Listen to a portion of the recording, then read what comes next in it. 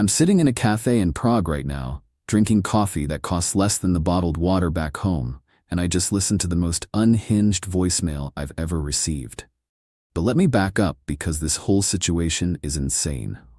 I'm 38, been doing pretty well for myself. I run a small but profitable logistics company that I built from scratch over the past decade.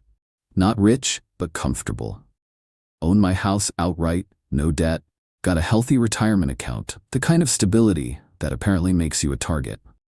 Met Jennifer about a year ago at a friend's barbecue.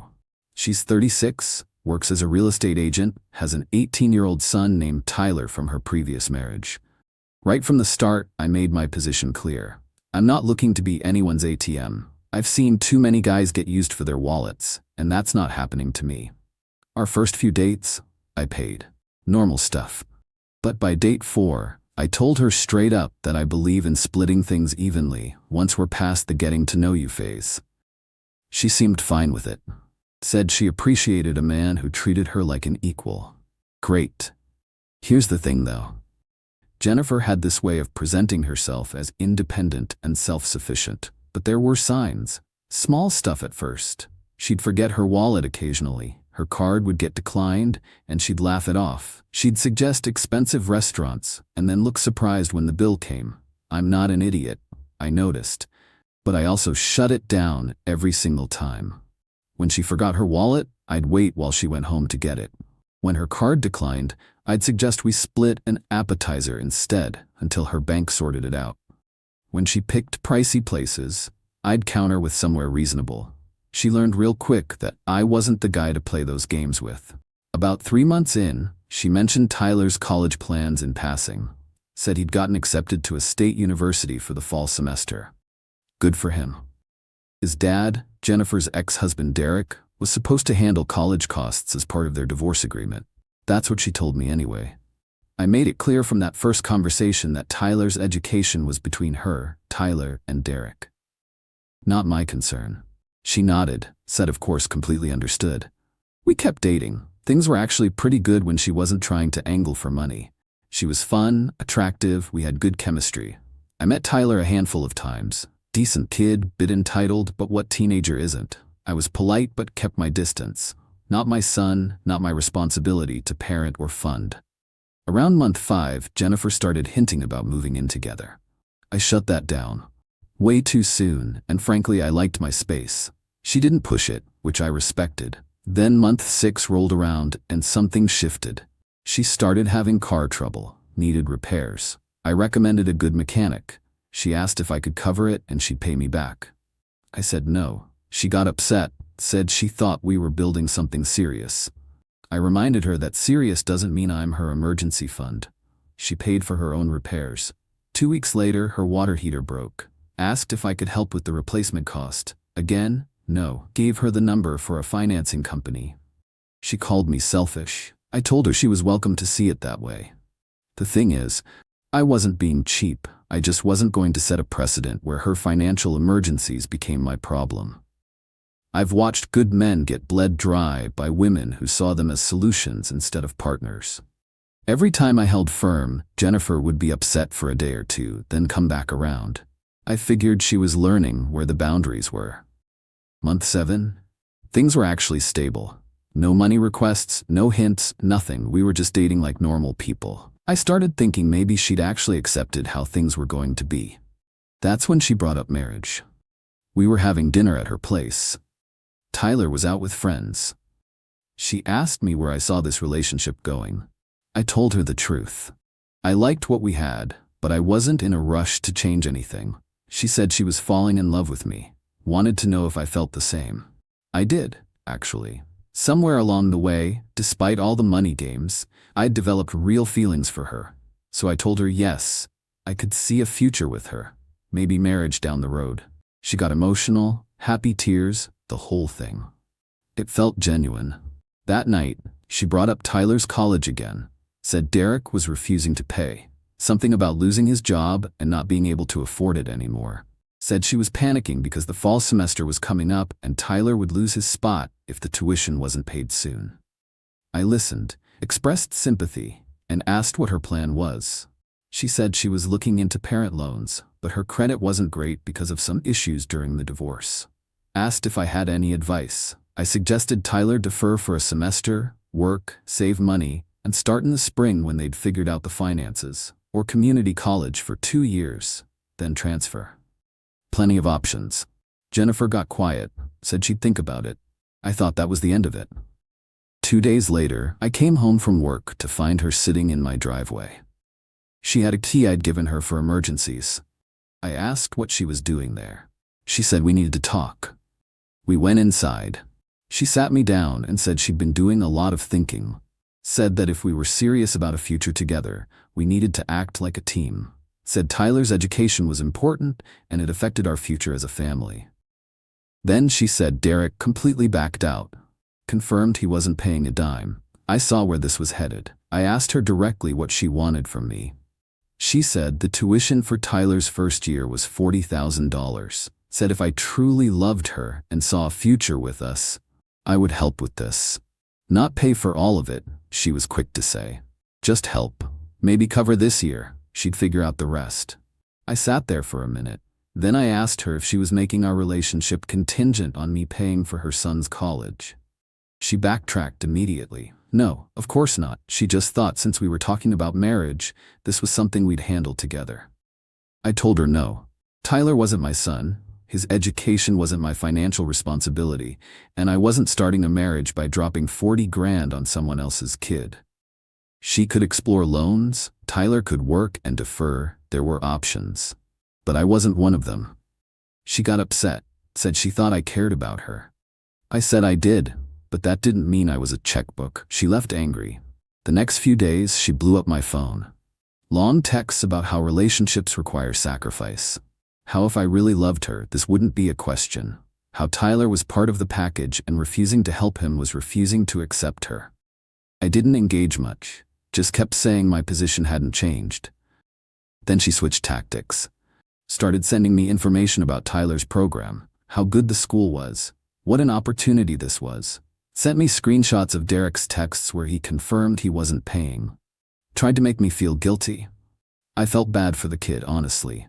Not his fault his parents couldn't get their finances together. But that still didn't make it my problem. Week 2 of this pressure campaign, Jennifer showed up at my house again. This time, she was different. Calmer.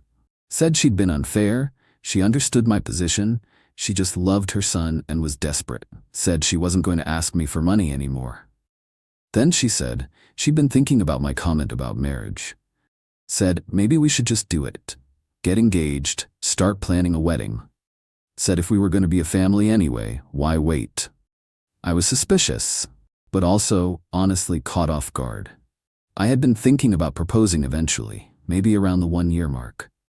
But she was sitting there looking at me with these hopeful eyes, talking about building a life together. I made a mistake. I let my guard down. I didn't propose right then, but over the next week, I started actually considering it. Looked at rings, thought about how I'd do it. Jennifer was back to being sweet, affectionate, no mention of money. It felt like we'd gotten past the rough patch. 3 weeks later, I took her to this nice restaurant overlooking the water. Had the ring in my pocket. I was nervous as hell. Halfway through dinner, I did it. Got down on one knee, the whole traditional thing. Asked her to marry me. She said yes. Cried. Kissed me. Everyone in the restaurant clapped. It was a whole moment. We got back to her place that night, and she immediately started talking about wedding plans.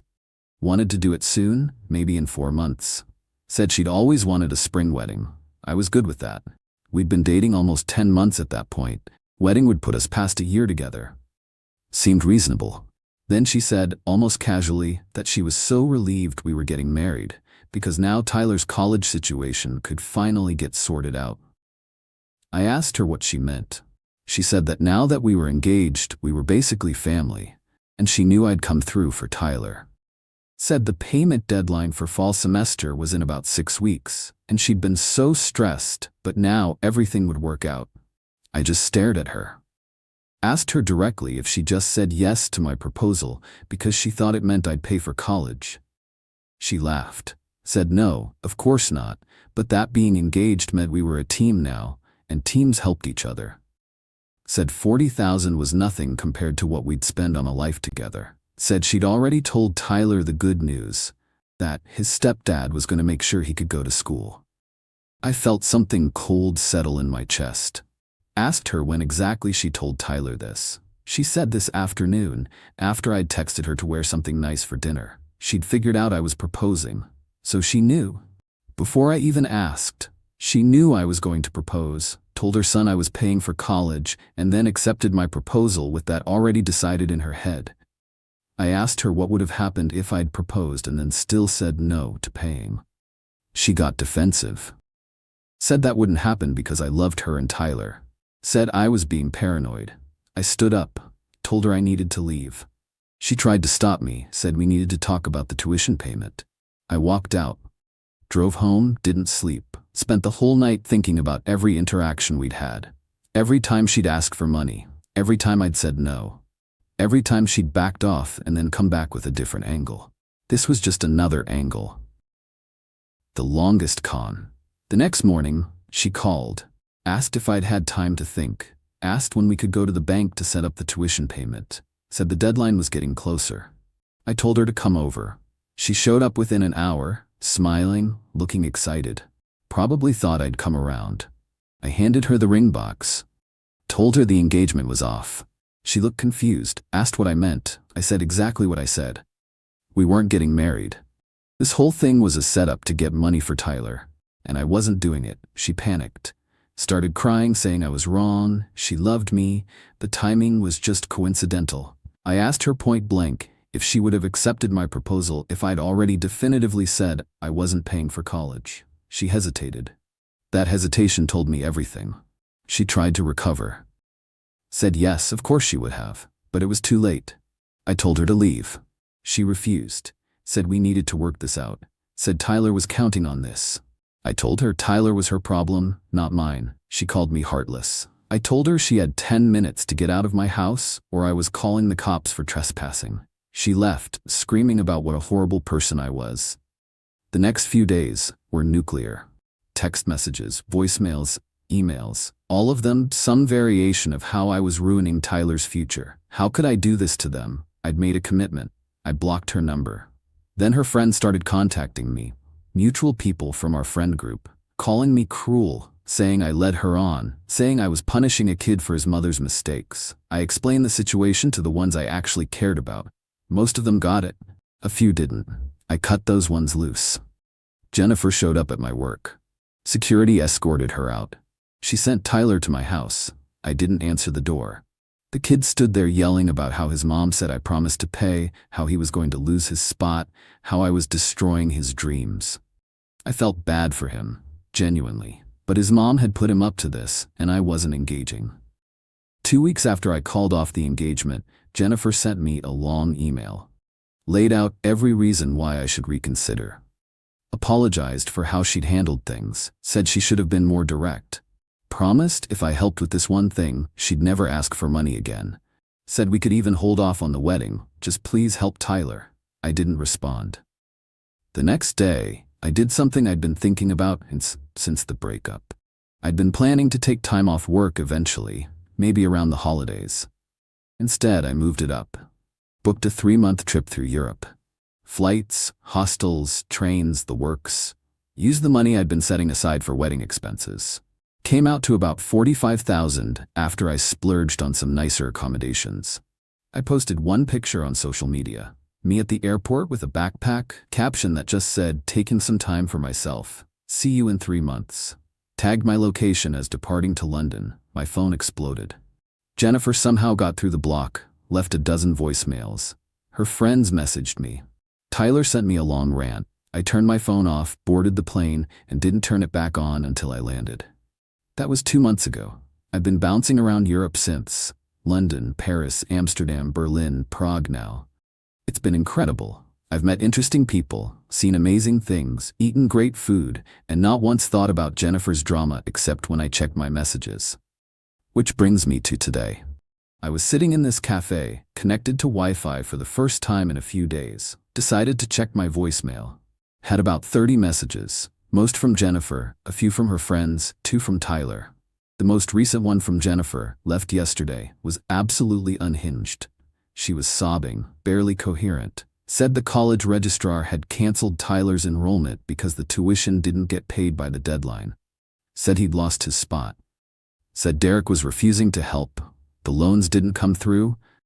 She'd tried everything. Said this was all my fault. Said I'd ruined her son's life. Then she said if I'd just come back and help, she'd do anything.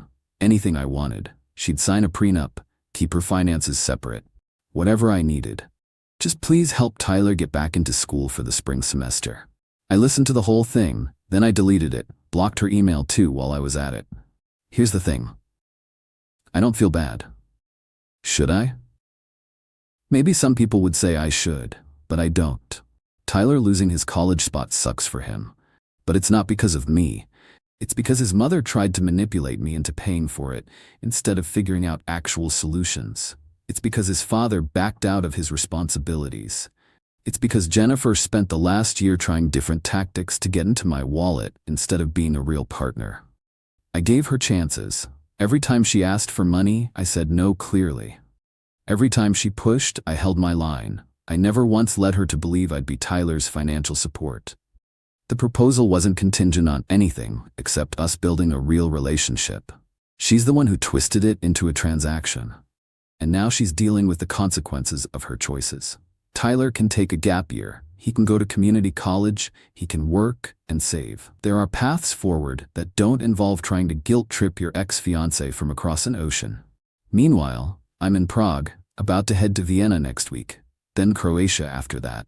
I've got one more month of this trip, and I'm using every day of it to reset and figure out what I actually want. One thing I know for sure. When I get back, I'm done with women who see me as a solution to their problems instead of a person. Done with subtle manipulation. Done with guilt trips about being a team when it only goes one way. Jennifer thought she was clever. Thought she could work the angles until she got what she wanted. Thought a proposal would lock me in and make me feel obligated. Instead, she lost a partner who actually cared about her, and I got a 3-month European vacation funded by money she thought she was going to access. I'd say I hope she learns something from this, but honestly, I don't really care if she does or not. That's her journey to figure out. Mine involves a train to Vienna tomorrow and absolutely zero regrets.